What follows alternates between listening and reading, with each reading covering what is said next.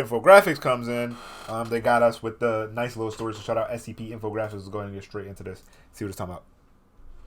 You said it react to 049 versus 343. Already did it before.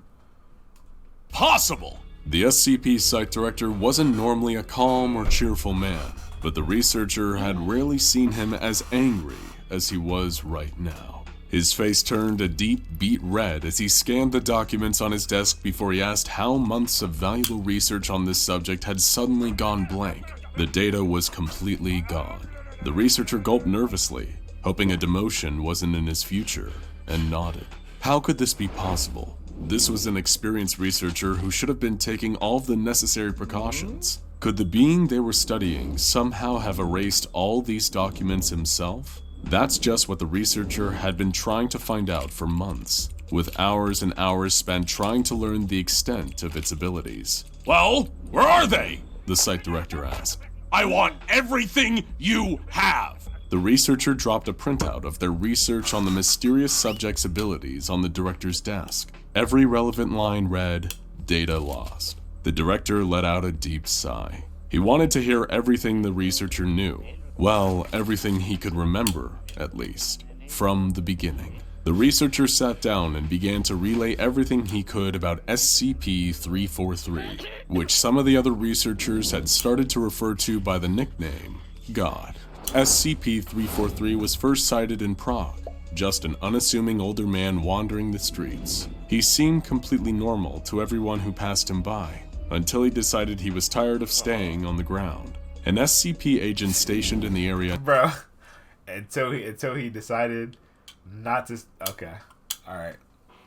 Yo, Nix. You said you want me to play Rec Room? Alright, bro, go ahead, play timeout real quick. Noticed the old man disappear from the streets, as if he was blinking out of existence, only to appear on a rooftop nearby. The local SCP teams were marshaled, and they had soon tracked down what seemed to be a very powerful specimen. But SCP-343 didn't seem concerned. He reacted calmly when detained by the Foundation and went with them willingly. He was detained in a standard holding cell for interrogation and examination, but he seemed completely at ease with his sudden confinement. It would soon become clear that this ordinary old man was anything but. Drs. Beck and Nidlovu was brought in to consult on the SCP's classification, and that's when the first anomalies began. Their assessments matched initially, but when it came time to describe him physically, things took a strange turn. Older male, seemingly nondescript and with no unusual physical features. Caucasian in appearance. Dr. Nidlovu was confused by what Dr. Beck was describing in his report. This man was clearly black. The two doctors quarreled, unable to square their differing perceptions. They decided to bring in a third impartial view to settle it, their fellow researcher Dr. Wan. She didn't take long before coming back with her assessment. Older male, seemingly nondescript and with no unusual physical features, Asian in appearance, possibly Chinese. Whatever SCP-343 was, he seemed to be perceived by each staff member as close in appearance to their own race. But that was only the start of the anomalies surrounding the old man in the holding cell. Dr. Beck started making regular visits to the mysterious man, and in their first interview, he asked the old man who he was and how he came by his abilities. The old man had a simple response. I created the universe. Dr. Beck stifled a laugh and decided to indulge the old man's delusion. It was a fascinating claim, but could he prove it? Without another word, SCP-343 got up from his chair, laughed, and turned around and walked through the solid wall in the holding cell and disappeared. Dr. Beck was about to hit the panic button and marshal the facility's security to find him when the strange man reappeared. That's such a boss move. He told you he God, you gonna say, nah, you not God. And he gonna say, alright, watch this.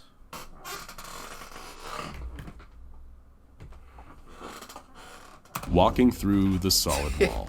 The only thing that was different? He was holding a hamburger, which he sat down and enjoyed. The facility quickly went on lockdown, and a hamburger with no honey mustard. Full investigation was done into how SCP-343 breached containment, but there was no evidence of any security breach, no failures in containment, and no evidence of any other cells failing.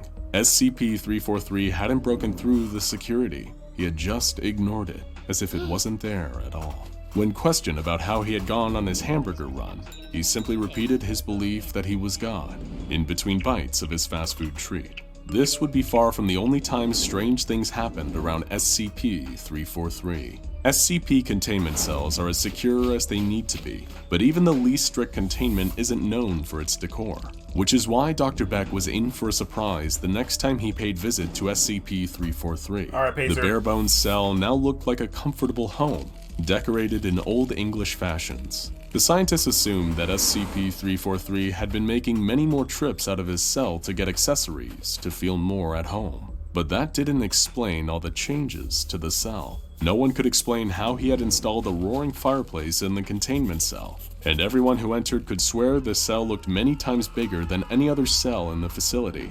SCP-343 wasn't just breaking containment. He now seemed to be breaking the laws of physics in the facility. The rules of the SCP containment facility didn't seem to be a concern to SCP-343, but there was one thing he didn't seem to want to do: escape. After every sudden exit, he would always return to his personal cell and treat it as his home. When interviewed by staff members, he was polite but vague, and everyone seemed to enjoy talking to him. It was decided to keep him on site, not attempt to increase his security, but restrict access and keep his room guarded at all times to ensure only researchers with level 3 access and above were allowed to meet with him. But God works in mysterious ways. Minimal Security Site-17 was one of the least restrictive SCP containment sites, hosting anomalies that could be safely contained and weren't likely to mount violent escapes. But as in every SCP facility, security was still taken seriously, and only those with proper clearance could interact with the subjects. So why did SCP-343 seem impossible to guard? While only level 3 clearance and above were allowed in, the guards assigned to protect the entrance all seemed to fall down on the job. Security Officer James, who was supposed to be keeping people out of SCP-343's cell, had instead let in multiple visitors, in addition to dropping in several times himself. When questioned on why he had gone against orders and done so, he simply replied that 343 seemed lonely, and was so happy every time he got company, that it just seemed like the right thing to do. The security guard was reassigned and new ones were brought in, but history repeated itself. Guards were given stricter instructions to minimize exposure, but SCP-343's presence always seemed to influence them anyway. I don't see what's wrong with having a conversation with the guy. He's literally God.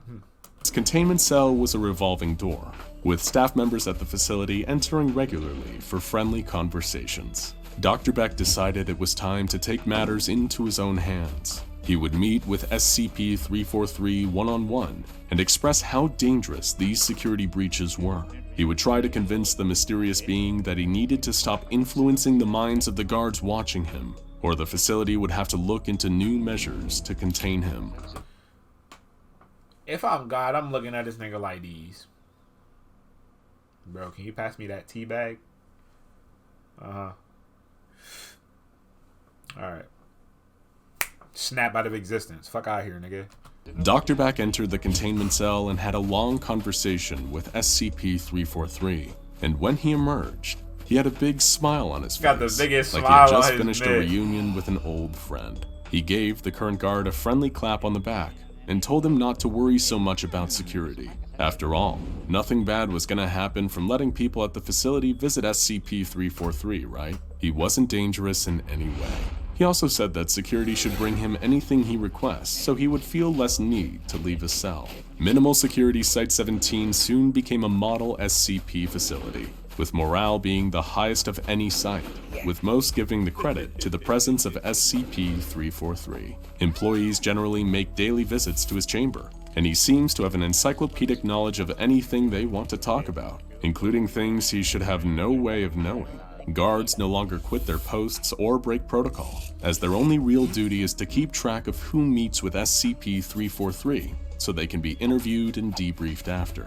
Everyone's conversation is different, but they all report being in a better mood after leaving than when they came in. No further Nigga, don't ever hug another nigga from the back.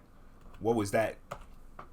information is available on SCP-343's origins, the full extent of his powers, or whether he is telling the truth about being the god who created the universe. The site director rubbed his temples after hearing the researcher's explanation. So what you're telling me is that we have an uncontained, highly powerful SCP that has not only been breaking containment whenever it wants, but has managed to destroy all the files regarding the research on it. The researcher's answer was yes. However, the situation at Site-17 seemed to be stable, and they had come up with a plan that should help to maximize the positive effect SCP-343 has on the facility. They were even hypothesizing that staff from other sites and even certain anomalies could be pacified by 343's presence. The site director wasn't impressed though. He wanted the researcher to go back to the drawing board and redo the research. After all, if all the files were blank, how could they ever learn how to properly contain it? That's what the C in SCP stood for after all, containment. The researcher finally had to stand to the director though, and told them that it wasn't a good idea. That they had already tried everything to contain SCP-343, but that it wasn't that he broke containment. It was as if he didn't even acknowledge that an attempt had been made to contain him. He was omnipotent, aware of things he shouldn't, and able to do things that broke the laws of physics without breaking a sweat. There was no evidence that this was God, the creator of the universe as he claimed to be, but there also wasn't any evidence yet to conclusively prove he wasn't. The researcher's best guess was that this was a powerful reality bender, whose abilities knew no limits, and that the only reason he was staying in the facility was because he wanted to, and doing anything to change that might cause him to change his benevolent ways. The director sighed. As much as he hated to admit it, his researcher was making good points. He wanted to meet SCP-343 personally, but did he need to know anything first? Well, sir, The researcher replied. he likes hamburgers, but beyond that, he'll take care of the rest. Goddamn hamburger with no honey mustard. He's right there where we left him, in his home, waiting for his next guest. Now, for a less friendly old guy in SCP custody, check out SCP-106, The Old Man Escape. And for another ancient and uncontainable being, watch And at the Sesha. Man, 343 is exactly what I thought you would be. I mean, it wasn't really no backstory for real. You hope the burger had pickles. Nah, I said no honey mustard. You know? How you gonna eat a burger with no honey mustard, bro? You know what I mean? Yeah.